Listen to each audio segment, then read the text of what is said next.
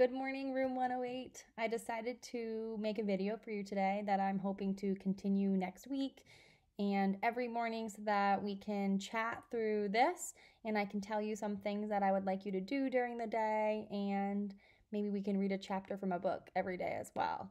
So, good morning. Today is Friday, March 20th, 2020.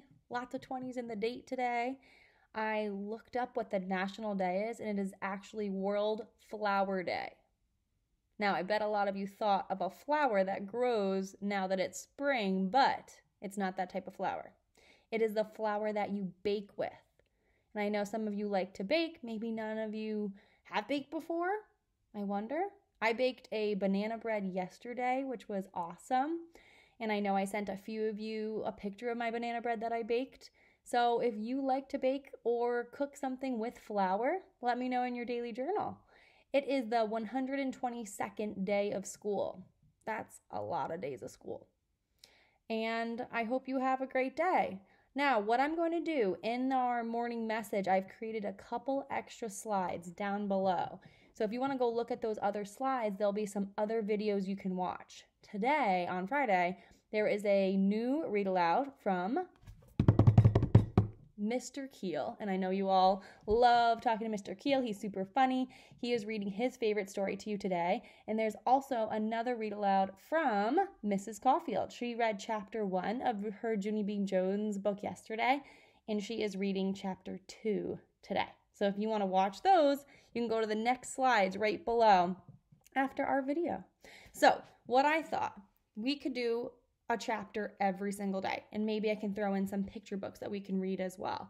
Now, I went back to the school and I grabbed our book, No Talking. And I know it's taking us forever to get through this book, and we have tons of time now to make sure that we finish it. So I would love to finish this book because we're so close to being finished with it. And then I want to read my favorite, which is Matilda. Now, this is a movie that I bet some of you might have watched. It's kind of old. It's from when I was a kid, when I was your age, and I loved it. So I want to read the book with you as well. But we have to finish our other book first. So we are going to continue reading No Talking by Andrew Clements. Now, let's see where we left off. When we were at last, we were on page 122. And we only have to read until page, let's see, 146, so we're almost done. Now, I'm going to go back a little bit so we can remember what we were reading about. So it says that very few words were being exchanged, but the whole world of ideas were floating around as the kids tried to build their arguments. They got emotional, and the 3-word limit was clearly a problem. Still, they packed a lot into so few words. It was like debating with condensed haiku. Remember, they were debating. There were 2 kids going back and forth debating. It was also sort of like listening to cave people talk, or maybe Tarzan. Hungry, eat now. And Mr. Burton wrote some 3-word chunks of his own,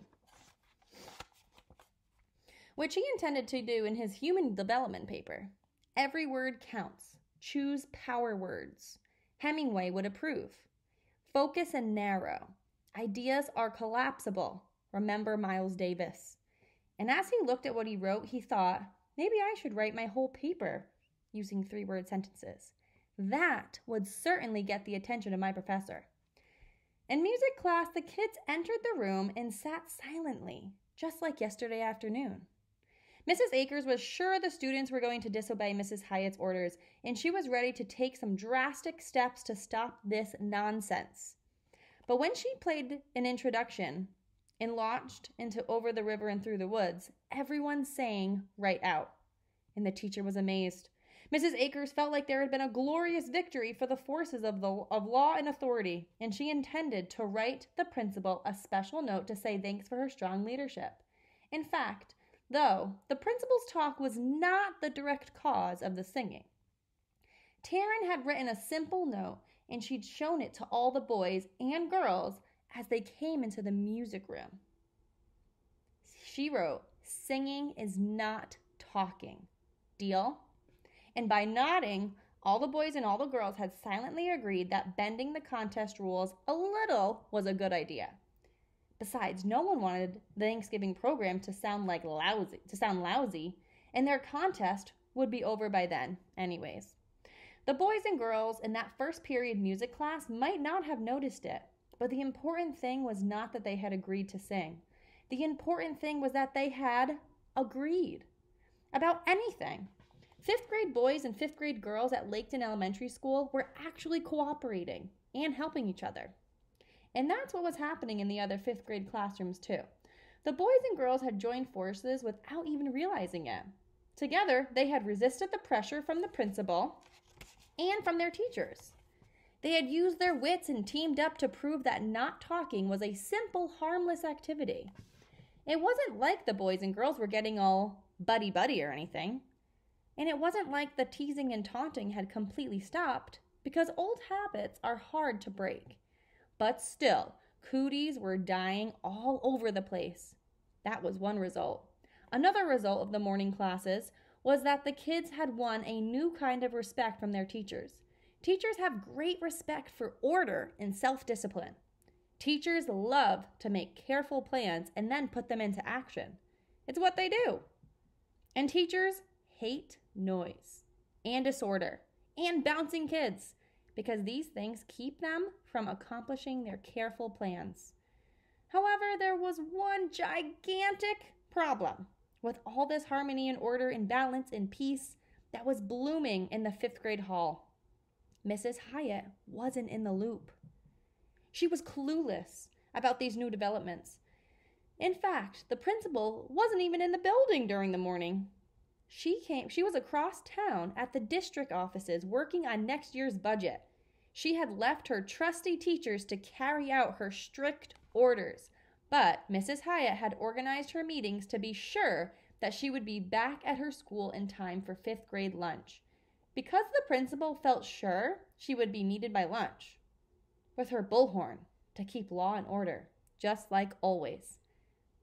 Because Mrs. Hyatt had complete confidence in her teachers, she was sure that by lunchtime, everything would be back to normal. Interesting. I wonder if they will be back to normal. Now, I'm going to stop there. I know that was short, but we wanted to finish that chapter so that tomorrow we can read the next chapter. The next chapter is chapter 18, and it is called Adventures in the Red Zone. Uh-oh. I know we talk about red zones in our classroom, so I wonder if our red zones are the same as their red zones. Doesn't sound good to me.